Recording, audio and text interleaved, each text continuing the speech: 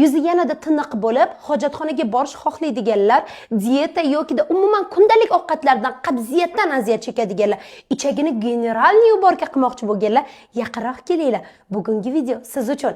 Sizga ertalab uyg'onishingiz bilan qabziyatni oldini bittada bosuvchi mahsulotlarni 4 xilini o'rgataman va ushbu mahsulotlar bilan qabziyatingizga mukammal yechim qilishingiz mumkin. Videoga like bosing. Qani ketdik. Avvalambor, ertalabdan ichiladigan barcha suvlar iliqdan issiqroq bo'lishi kerak va men sizga hozir 4 xil variant ko'rsataman.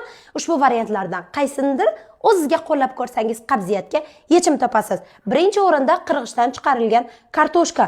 Kartoshkani qirg'ichdan chiqarib, suvni siqib olamiz va iliq suvimizga yarim piyola solib olamiz. Ushbu ichimlik qabziyatga eng oson va mukammal yechimlardan birinchi o'rinda turadi.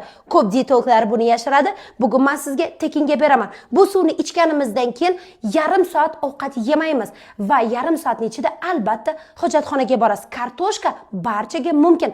Qaynatilgan kartoshka emas, xom kartoshka bo'lishi shart. Ikkinchi variantimiz psilum. Psilum ichak faoliyatini yaxshilaydi.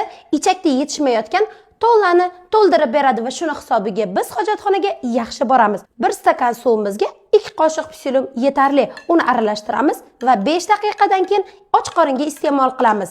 Uchinchi variantimiz ko'pchilik biladi, lekin davomiy ishlatmaydigan quritilgan o'rik. Quritilgan o'rik qoqisini 1 stakan suvimizga 4 dona solib olamiz va tindirishga yarim soatga qo'yib qo'yamiz. Ertalab och qoringa hech qanaqa shakar qo'shmasdan o'zini iste'mol qilasiz. 4-usul zig'ir urug'i.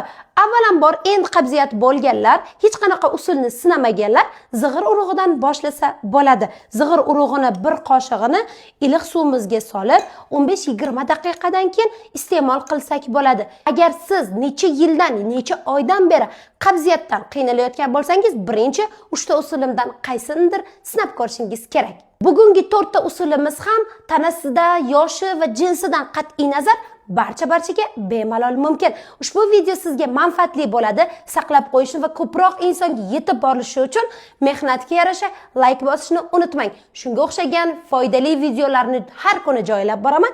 Sahifamga obuna bo'ling.